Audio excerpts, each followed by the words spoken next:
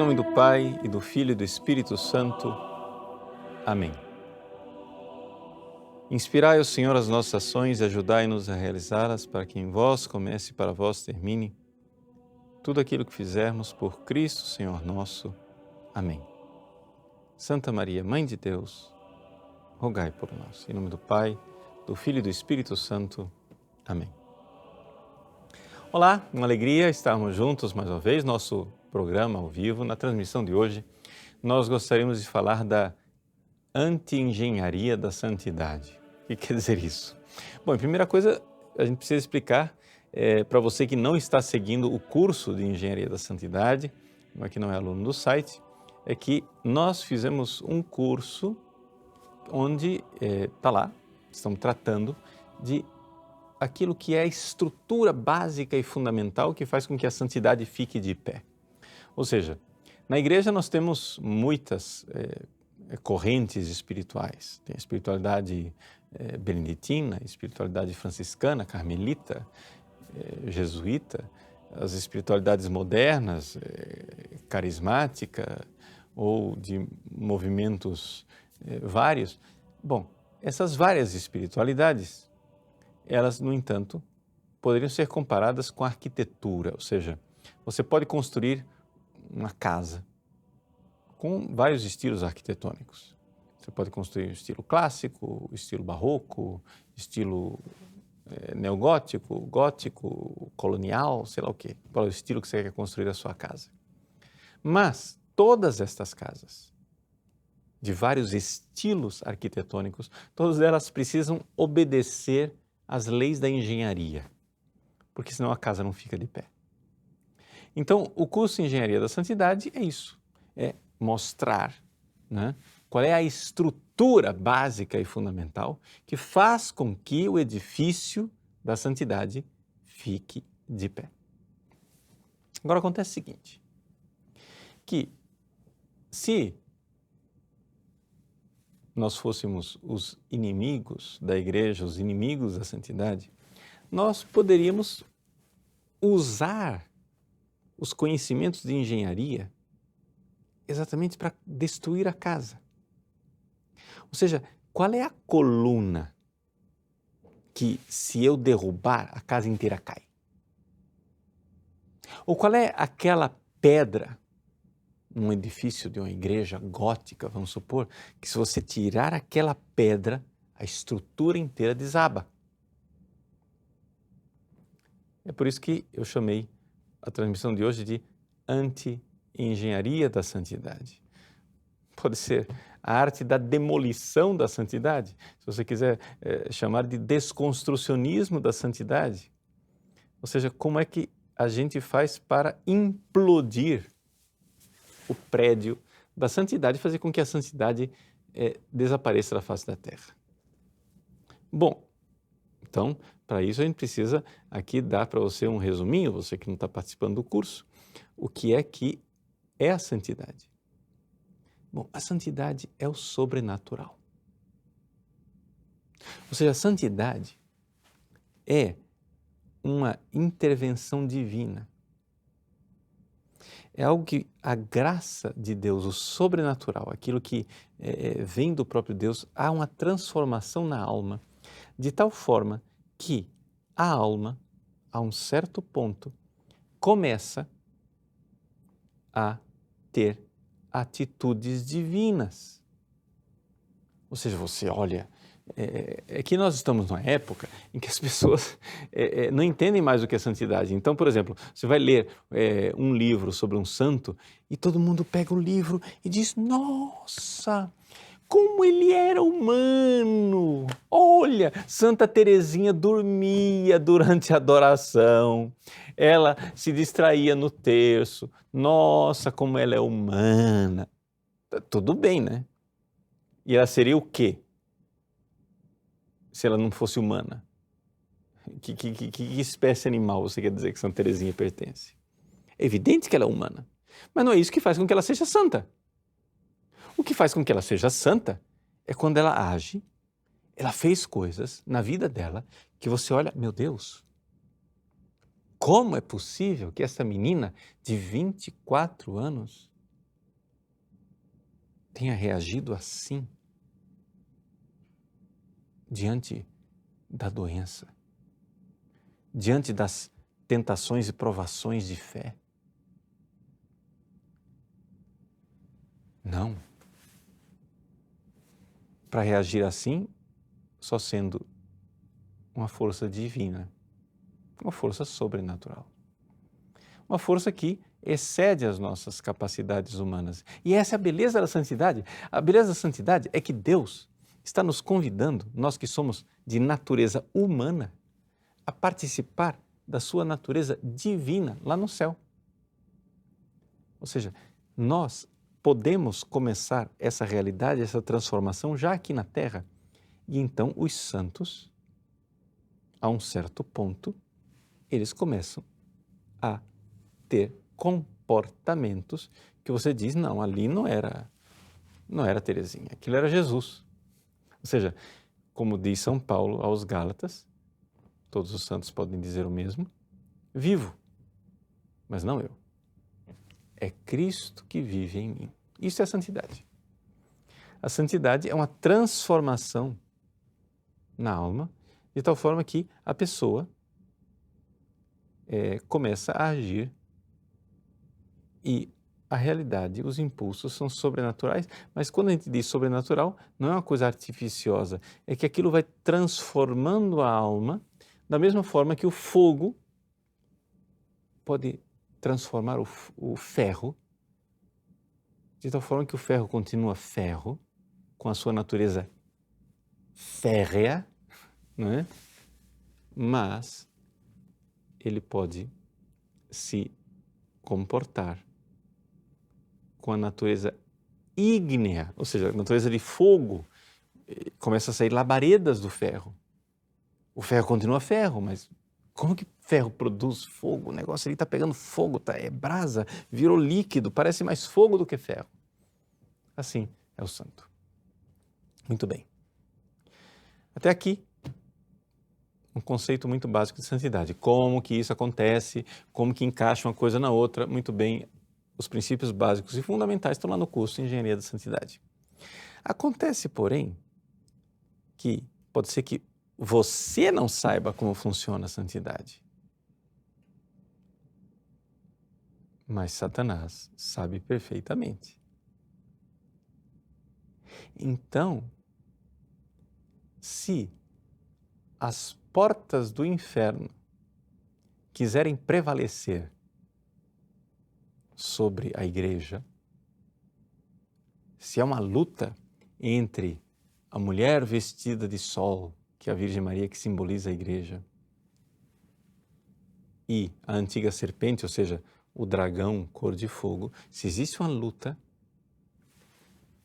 a astúcia de Satanás está exatamente em pegar aquele ponto que faz com que o motor da santidade gire, tirar aquela peça, pac, acabou. Desativou o motor, não funciona mais. E que peça é essa?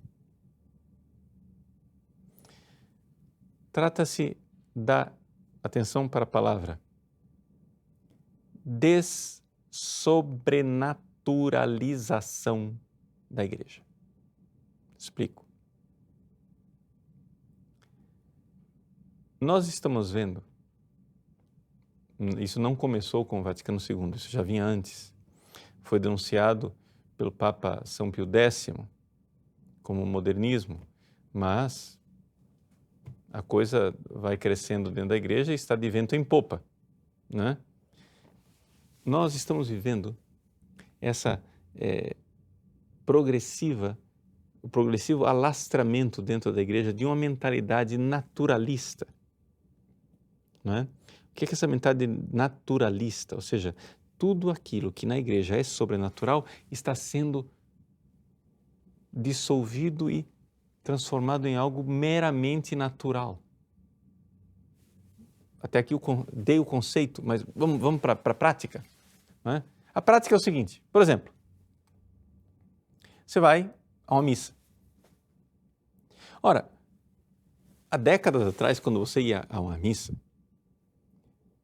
as pessoas, podiam não entender muito o que acontecia na missa. Era tudo em latim, os cantos, etc e tal. Mas as pessoas, durante séculos e séculos, com aquela missa em latim, elas não entendiam muito o que estava lá. Mas elas sabiam que era uma coisa muito sagrada, muito santa, muito divina, muito sobrenatural. E comungar era algo... As pessoas não sabiam entender muito bem, mas ali tinha uma ação divina. Hoje, você vai à missa e tudo é muito natural. Não é? Como disse o Papa Bento XVI, não é? A forma como a reforma litúrgica de Paulo VI foi atuada, ou seja, foi colocada em prática, não é? Criou uma centralidade do homem. Ou seja, o homem está no centro. Ou seja, o que interessa, quando se vai à missa, por exemplo, em muitos lugares, é a performance do padre. Se a performance dele na missa é legal, ou seja, me desculpa, eu sou meio bocudo, mas eu vou usar a palavra. Se ele tem presença de palco. Entendeu o problema? Onde é que foi o sobrenatural? Foi sumindo. Mas veja, atenção, eu não estou dizendo os padres que fazem isto, eu não estou incriminando e dizendo que eles são homens maus. Deixa eu dizer por quê. Porque se você for olhar, há anos atrás, sem perceber, sem me dar conta, eu mesmo fazia isso. Sim, senhor.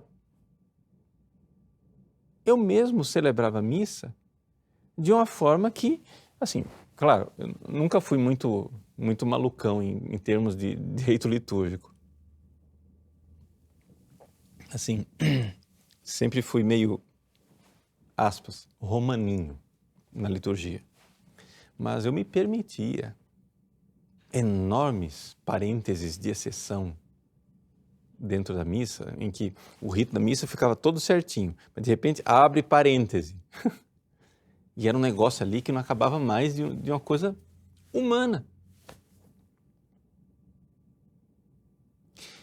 Então, uma vez que você nota que é ali que está o problema, então você começa a compreender que, por exemplo, a missa de Paulo VI, embora as pessoas entendam, supostamente entendem, todas as palavras que estão sendo pronunciadas ali, o mistério sobrenatural ficou mais inacessível do que nunca. Porque as pessoas entram e saem. Me desculpe, mas é possível. E eu estou dizendo isso como padre, porque eu fiz isso durante anos e anos e anos e anos e anos e anos a fio. É possível celebrar missa sem durante a missa inteira você fazer uma verdadeira oração. Ou seja, sem realmente rezar naquilo que a palavra rezar significa verdadeiramente. É claro, eu lia o missal, eu prestava atenção no que eu estava dizendo, nas ideias, mas não havia uma presença, com P maiúsculo, naquilo que eu dizia, que eu via o que eu dizia. É uma coisa muito difusa lá atrás e tudo muito tomado pelo ser humano, ou seja, pelo natural, pelo público, pela assembleia que estava ali na minha frente. Então, ó, a missa, não por má vontade minha, mas assim, imperceptivelmente, as minhas missas foram se sobrenaturalizando. De tal forma que imperceptivelmente, por exemplo, a forma de eu tocar nas espécies eucarísticas, na aparência de pão, na aparência de vinho, não era desprezo, nunca nunca cometi sacrilégio, graças a Deus. Mas não era com um zelo do sobrenatural. Segundo exemplo, confissão. Na confissão, por exemplo, a gente pode transformar a confissão num desabafo, num aconselhamento, numa terapia psicológica, onde o mais importante são as coisas. Não, porque eu preciso trabalhar as emoções desta pessoa. Ora, emoções, a gente sabe antropologicamente, emoções são paixões. Paixões são a realidade nossa mais próxima dos animais, é cérebro, não é a alma. E além disso, mesmo assim, notemos, a alma ainda é uma coisa natural. Mas a pergunta é, e o ressuscitado? E a mão chagada do ressuscitado que se eleva para dizer, eu te absolvo dos teus pecados. A ação sobrenatural. Você vê claramente que pode acontecer isso. E novamente eu bato no peito, porque eu estou falando de mim. Estou falando de mim. Se você que está me ouvindo é padre e você não é assim, você nunca fez isso, mas glória a Deus, Deus te abençoe. Né? Só acontece o seguinte, nós estamos percebendo a dessobrenaturalização das coisas. Terceiro exemplo, o próprio sacerdócio. Quando as pessoas e até às vezes o próprio padre já não crê mais no seu próprio mistério, onde o padre é um funcionário do povo. Ele não é uma presença de Cristo. A presença sobrenatural. E assim por diante. Bom, estou dando esses exemplos que são mais sacramentais litúrgicos porque eles são mais fáceis de enxergar. Então,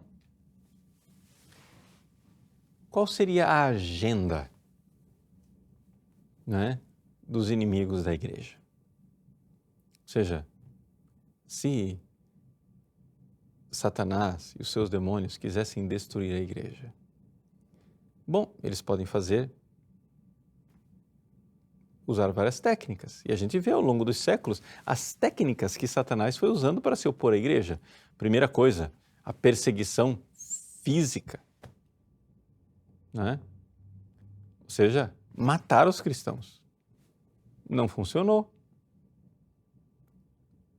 Porque como os cristãos criam no sobrenatural, como diz Tertuliano, né? O sangue dos cristãos, dos mártires, era semente de novos cristãos. Então, muda-se a técnica. Heresia.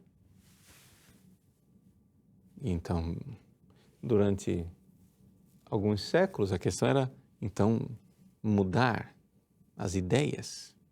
Então, você vai, a heresia ariana, você põe lá a heresia nestoriana, você põe a heresia monofisita e companhia limitada, e as heresias, né, sempre levavam uma parte, mas a igreja reagia, porque a igreja tinha o sobrenatural, reagia sobrenaturalmente e pronto.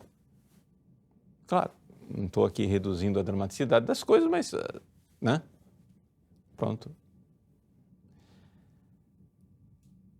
Depois, seguindo ainda na história, houve uma época em que a coisa era transformar os cristãos em maus cristãos, ou seja, cristãos menos devotos, cristãos mais mundanos, pecadores, meio devassos, etc., como as outras técnicas de Satanás. Isso teve, né, um resultado, mas a igreja continuou de pé. Por quê? Porque as pessoas, embora fossem pecadoras, continuavam crendo no sobrenatural. E depois, na hora da morte, muitas pessoas se convertiam e ainda criam nos sacramentos. O cara só não queria mudar de vida, mas ele acreditava. Ele só não queria ser um bom cristão, né? Estava com preguiça de mudar de vida, sei lá o quê. Então, com todas essas técnicas, não é? As portas do inferno sempre se arremessaram contra a igreja, ou seja, os poderes infernais se arremessaram contra a igreja e foram lucrando algumas almas. Não estou aqui minimizando a tragédia das almas que foram perdidas, mas a igreja continuou de pé. O que acontece é que nós estamos diante de uma técnica, de uma nova técnica inovadora, porque parece que Satanás finalmente se pôs a estudar a engenharia da santidade. Se pôs a estudar, mas qual é finalmente a coluna que, se eu puser abaixo, cai o edifício inteiro? Ou seja, de tal forma que, atenção agora, o que eu vou dizer, se eu fizer uma estatística, enquanto corpo sociológico, a Igreja Católica continue nas estatísticas e pareça que tudo corre normalmente, tudo está dentro da normalidade, porque o IBGE, ou seja, qualquer organismo de pesquisa estatística, me afirma que a Igreja Católica ainda existe. Mas, aqui vem a sacada, ela existe só nominalmente. Porque sobrenaturalmente ela, aspas, praticamente sumiu do mapa. Eu digo praticamente pelo seguinte, veja, a nossa fé nos diz que as portas do inferno não prevalecerão. Isso quer dizer o seguinte, a Igreja Católica não deixará de existir. Nunca. E no final, haverá o triunfo. O triunfo do Cordeiro, a sua esposa descerá do céu e a Babilônia vai cair. Tá? Isso nós sabemos quem vai vencer no final. Só que o que eu estou descrevendo aqui, não é o último capítulo da história, que é o triunfo de Deus. Eu estou descrevendo aqui, sei lá, se é o penúltimo capítulo, o antepenúltimo capítulo, ou antepenúltimo capítulo. Eu estou dizendo que é o capítulo que nós estamos vivendo. O capítulo que nós estamos vivendo é que existe uma dessobrenaturalização da igreja.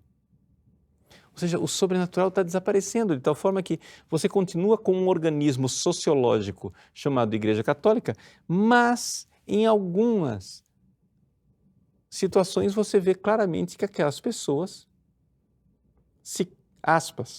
desculpe o palavreado, se congregam na Igreja Católica, mas você pergunta, mas espera lá, mas você crê na ação do sobrenatural? Deixa eu dar agora um exemplo mais apropriado para aquilo que a gente está falando aqui de engenharia da santidade. Por exemplo, nós estudamos lá no curso, que essa coisa de estar em estado de graça, ou seja, que você precisa se confessar, boa parte do curso, eu gasto, boa parte do curso, para explicar para as pessoas que nós precisamos estar em estado de graça. E que essa coisa de estar em estado de graça não é um moralismo, não é assim, você tem uma promissória no cartório e eu vou lá e cancelo a promissória, acabou sua dívida. Não, não é isso. O estado de graça quer dizer o seguinte, nós temos, pelo batismo, uma modificação na nossa alma que a gente pode chamar de organismo sobrenatural. Os teólogos chamam de graça santificante. Esse organismo sobrenatural, que é gerado pela graça santificante, que cresce, que é isso que vai crescer. Ou seja, esse organismo crescendo, a pessoa fica santa. Se esse organismo não crescer, A pessoa não fica santa. E se esse organismo desaparecer ou parte dele sumir, você não é nem salvo. É uma modificação. É algo concreto, é ontológico, não é só uma coisa moral. Entende? Não é só uma dívida que é cancelada, porque muitas pessoas pensam nisso. Mas Deus é bom, Deus perdoa tudo. Sim, mas pera lá. Eu preciso reconstruir o que foi criado no batismo. O que é que o batismo cria na pessoa? Por exemplo, o batismo cria na pessoa uma capacidade de amar, ou seja, a caridade infusa, que com o pecado mortal a coisa desaparece, fica faltando o motor do carro. Como é que o carro vai andar se você não tem o amor? Mais detalhes sobre isso, vai lá no curso. Vou fazer o quê? Não vou dar o curso aqui de novo. Tá? Agora veja só. Vamos perguntar. Quantas pessoas verdadeiramente estão sendo formadas para estar em estado de graça? Em bom número de casos, o que acontece é o seguinte: quando a pessoa começa a fazer um exame de consciência para pedir a Deus perdão dos pecados mortais e vai lá para se confessar, o catequista, o conselheiro, o amigo, às vezes o próprio padre, diz para a pessoa: não, mas você não precisa de tanto escrúpulo. Você não precisa se preocupar com tantos detalhezinhos. Deus é bom. E a pessoa, então, passa meses e meses sem se confessar, comungando às vezes em pecado mortal. E o que acontece? O que acontece é o seguinte: o sobrenatural naquela alma fica profundamente prejudicado. O organismo sobrenatural, ele está lá parcialmente, só que desmontado. É como se fosse um computador, que as peças ainda estão lá, mas o principal, né, que é o processador, foi tirado. Pronto. O que adianta um computador sem processador? Não, mas eu perdoo. Sim, perdoa, mas você pôs de volta o processador? Então vejam, o que está... Qual é a coisa que nós estamos vendo acontecer diante dos nossos olhos? É exatamente a dessobrenaturalização. As pessoas querem cada vez mais ser humanas. Na igreja, nós queremos ser iguais a todo mundo. Não, nós não podemos ser diferentes. Nós temos que ser iguais. E quando você encontra alguém querendo ser diferente, o cara quer ser diferente, às vezes, só pelos adereços, né? Pelos badulaques. Então, então, tudo bem, vamos fazer o seguinte, né? Tem igreja de esquerda e igreja de direita. Então é assim, pera lá, deixa eu explicar para vocês. Tem padre que gosta de camiseta e anel de tucum, e tem padre que gosta de batina e renda. Pronto, mas são duas opções, né?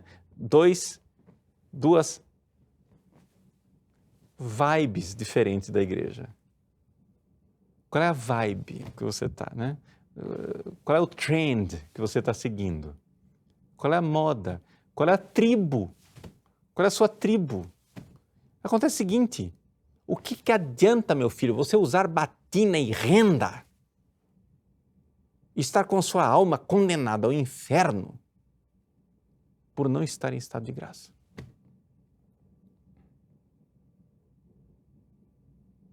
Esse Brasil está cheio, por exemplo, de coroinhas acólitos né, que estão lá no altar de batina e renda. Haja incenso, haja liturgia tradicional. Nossa, jovens, de boa vontade. Mas você vê claramente que aquilo, embora seja algo com uma aparência tradicional, assim, é tradicional, né? Mas muitas vezes é dessobrenaturalizado. Porque eu não estou julgando ninguém, gente, pelo amor de Deus, eu estou somente aqui pregando o Evangelho, tá? Para você. Se lhe serve, Deus seja louvado. Se não serve para você, pelo amor de Deus, eu não estou te acusando. Tá bom? Isso aqui é só para quem serve. Se não serve, Deus seja louvado que você não esteja naquilo que eu estou te dizendo. Mas, gente, o que é que adianta acólitos 1000 de batines sobre pelis e rendas e incenso subindo, meninas de saia e véu na cabeça, que não estão minimamente preocupados com a ação sobrenatural da graça.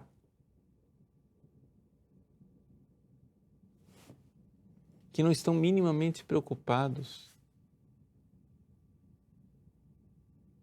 em realmente entrar naquela dinâmica própria da santidade que Deus quer para nós. O Concílio Vaticano II, no capítulo 5º da Lumen Gentium, eu não canso de repetir isto, nos convida todos àquela vocação universal que nós temos, que é a vocação à santidade. Essa vocação pode se realizar como leigo, casado, celibatário,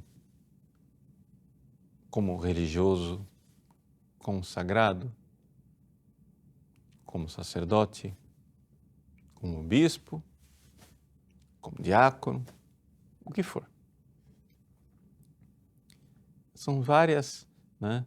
Na casa do meu pai há muitas moradas. Mas o que acontece é que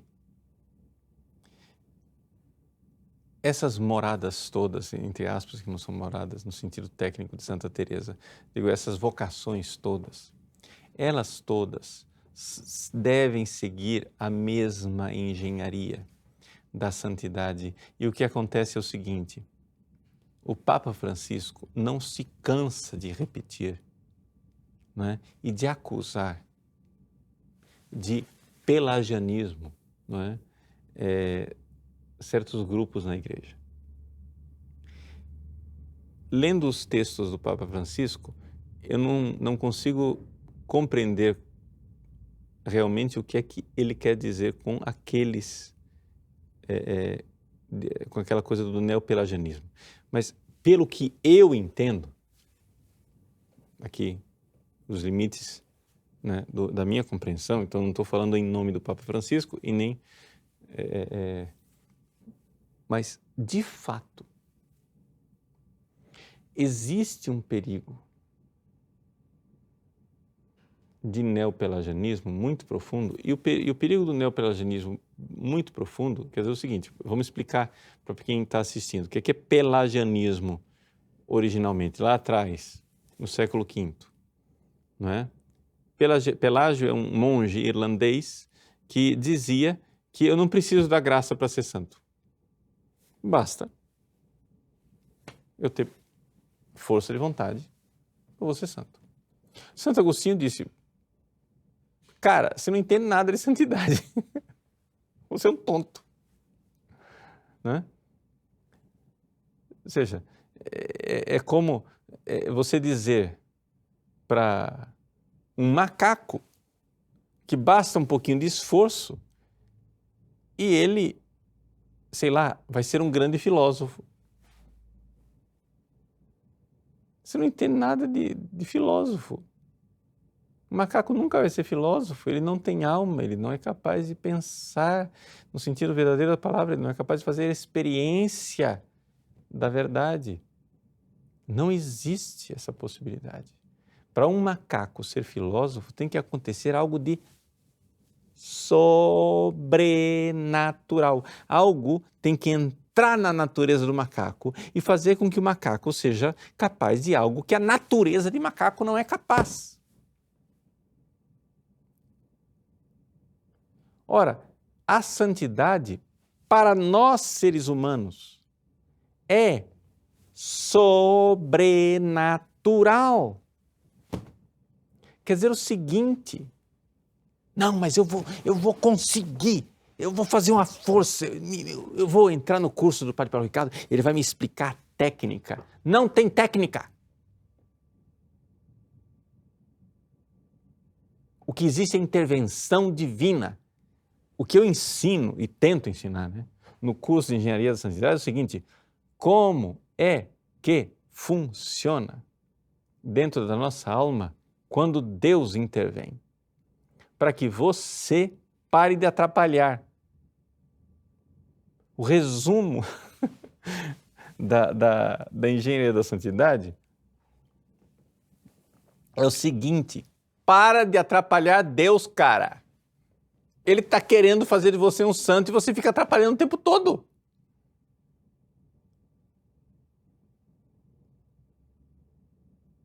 Entende? Ele quer fazer você voar. E você põe pedras no bolso. Santa Teresinha, por exemplo, ela diz que diante dos grandes santos, ela se sente uma pequena poeira. Mas se você for analisar, é uma genialidade. Se você não for poeira, se você não for um pequeno grão de poeira, quando bater o vento do Espírito Santo, você não levanta. O Espírito Santo não vai te levar para o sobrenatural. Se você não for humilde, pequenino.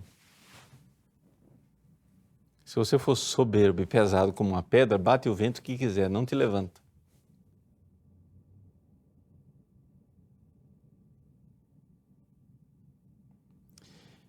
Então nós temos que parar de atrapalhar Deus. Essa é a nossa missão.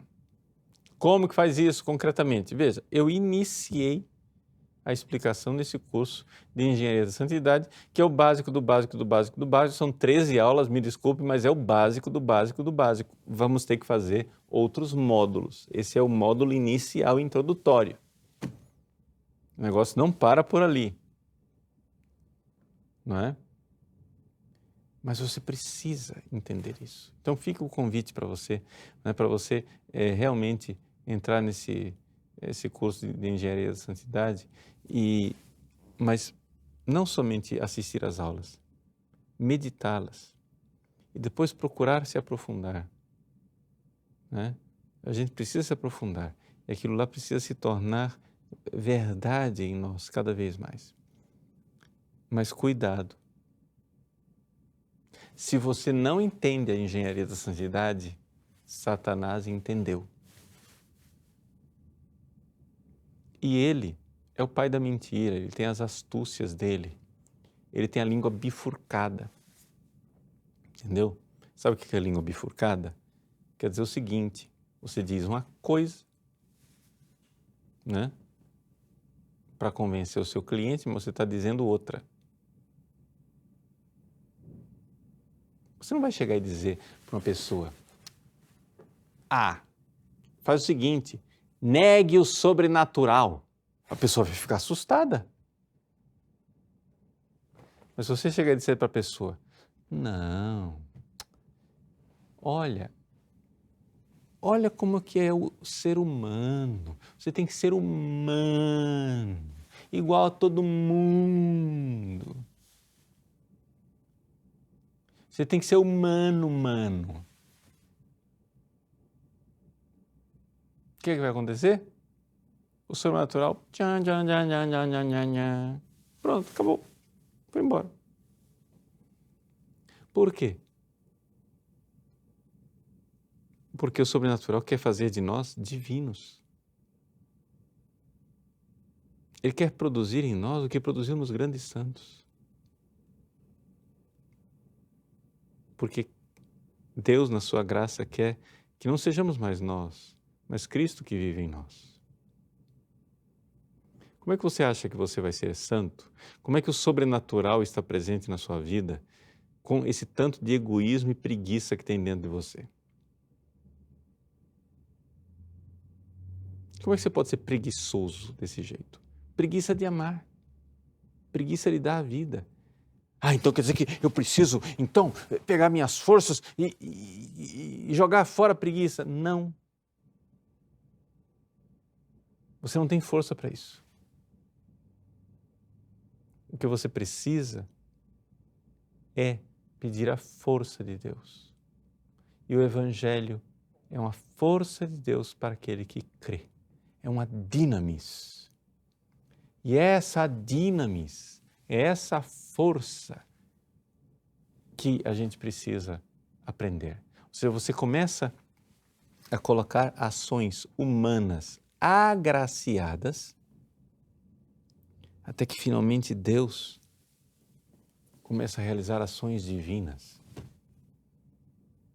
Existem algumas predisposições que a gente pode, não é, fazer, que a experiência da igreja de 2000 anos nos mostra, que você pode fazer coisas para parar de atrapalhar Deus.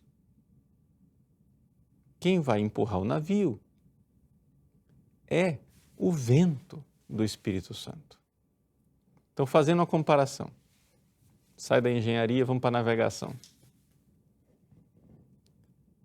Me diga lá, você tem um veleiro, ou um navio, uma caravela, como aquelas de Cabral, ou um veleiro moderno. Como que aquele negócio vai velejar, singrar os mares? A vela está furada. Não vai para lugar nenhum. Não, mas sabe, Deus é bonzinho. Ele perdoa a vela furada. Sim, mas o Espírito Santo, quando soprar, não vai levar o barco para lugar nenhum. Você trata de remendar essa vela. Você trata de comprar uma vela nova. Teu barco não vai para lugar nenhum, cara. Não, mas vou remar. Mas rema o quanto você quiser. O Espírito Santo, quando vier com o vento dele, não vai impulsionar o barco.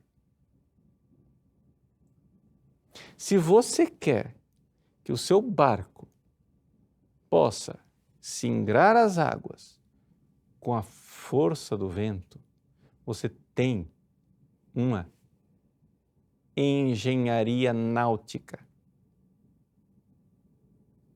O barco precisa estar bem construído, o mastro precisa estar erguido, as velas precisam estar robustas e bem dispostas. Quando você souber parar de atrapalhar o vento, quando o vento de Deus bater, você anda.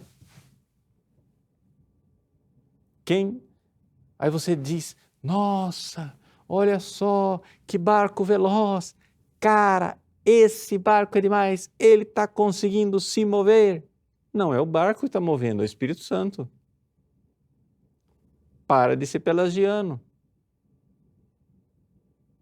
Não é o barco, é a força do sopro do Espírito.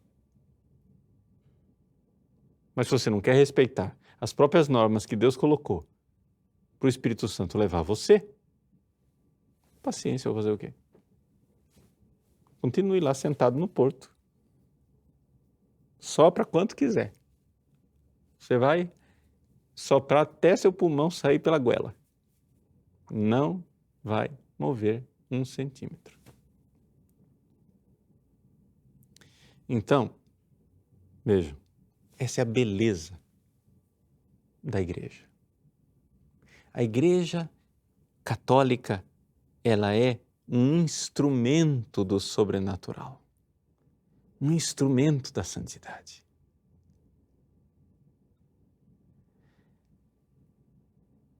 Que maravilha é o batismo.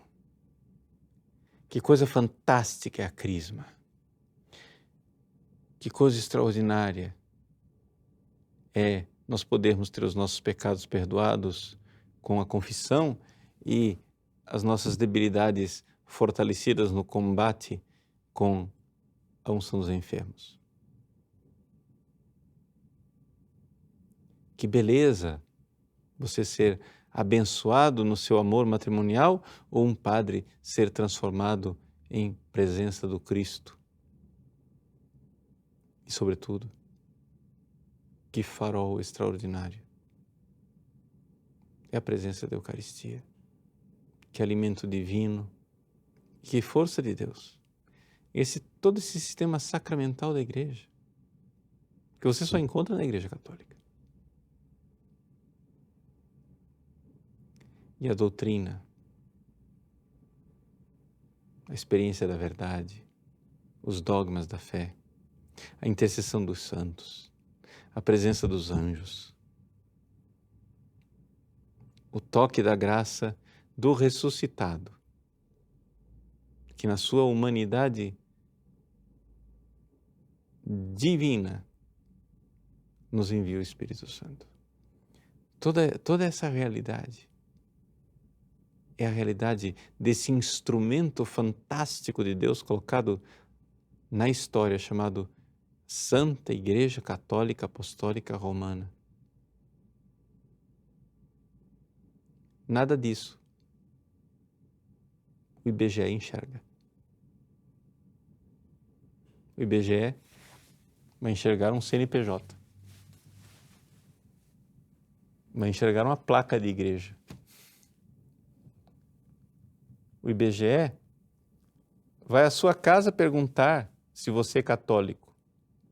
Mas o IBGE não tem instrumentos para aferir se você está em estado de graça e se o sobrenatural está atuando em você.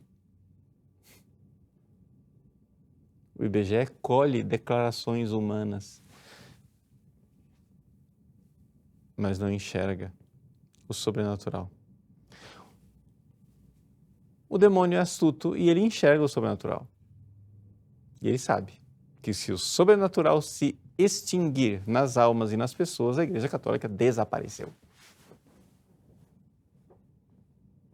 Ele entende a engenharia da santidade. Portanto, entendendo a engenharia, ele tem como criar a anti-engenharia, ou seja, aquilo que vai demolir o castelo e fazer com que caia por terra. Né? Então, não se trata aqui de uma luta de uma igreja de direita ou de uma igreja de esquerda, de uma igreja mais para frente ou de uma igreja mais para trás. Se trata aqui da essência da própria igreja. Nós estamos vendo a olhos nus. Dá para enxergar qualquer um que entenda o mínimo de ação do sobrenatural, que nós estamos vivendo um doloroso processo de dessobrenaturalização da igreja. E se nós não enxergamos o que está acontecendo, não vamos enxergar qual é o remédio. Entendeu? É como... Só que as pessoas ficam sei lá. A gente vê muitos sites por aí, preocupados, querendo saber, poxa vida, mas quando foi que nós contraímos esta doença? Quem foi que colocou esta doença dentro da igreja? Ah, foram os maçons. Não, foram os judeus. Não, foram os gaysistas, o lobby gay. Não, foram os de direita, foram os de esquerda, foram os de cima, foram os de baixo. Poxa vida, mas o que interessa para você? Sei lá, você contraiu uma doença sexualmente transmissível. Vamos supor que você fique agora investigando para saber qual das milhares de relações sexuais que você teve, qual delas transmitiu aquela doença para você. Mas, tudo bem. Mas se você não entende como é a doença, como ela funciona, se ela tem cura, qual é a terapia, o que é que eu tenho que fazer para me livrar dela, eu acho que você está perdendo tempo. Quem introduziu a doença, em última análise, foi o inimigo de nossas almas, Satanás. Que instrumentos ele usou? Bom, dá para investigar se esses instrumentos continuam a ser usados ou não. Isso aí importa sim, mas isso ficaria para outro dia, outra aula, outro curso, outro tema. O fato, porém, é o seguinte: uma vez identificada a doença na sua vida, na minha vida, vamos lá, vamos fazer algo para que o sobrenatural não se extinga e nós não somente sejamos no caminho da salvação, mas queiramos a verdadeira santidade. Deus abençoe você e gostaria aqui de, desde já, avisar que vamos lançar aí esses dias, vamos lançar um vídeo de propaganda convidando as pessoas, mas a partir da sexta-feira que vem, nós vamos fazer uma novena de terços aqui no nosso site. Vamos fazer ao vivo, meio-dia de Brasília, todos os dias uma transmissão ao meio-dia de Brasília, que é o horário também que se reza o Ângelus. Nós vamos rezar o terço. Por quê? Porque o primeiro turno das eleições é no dia 7 de outubro, dia de Nossa Senhora do Rosário. Dia em que Nossa Senhora deu uma grande vitória à armada cristã contra os turcos otomanos em Lepanto. Dia 7 de outubro, pelo Rosário, Nossa Senhora venceu. Então nós vamos fazer uma novena de terços, começando na sexta-feira que vem, até o dia da eleição do primeiro turno, com uma intenção muito simples. Vamos rezar pelo Brasil. É somente isso. Rezar pelo nosso país. Para que ele continue fiel à sua vocação de terra da Santa Cruz, Nossa Senhora triunfe e esmague a cabeça da serpente. Tá? Mas vamos lá. A partir de sexta-feira que vem, meio-dia, horário de Brasília, um terço live, transmitido ao vivo, para você rezar junto conosco pelo nosso país. Deus abençoe. Em nome do Pai, e do Filho, e do Espírito Santo. Amém.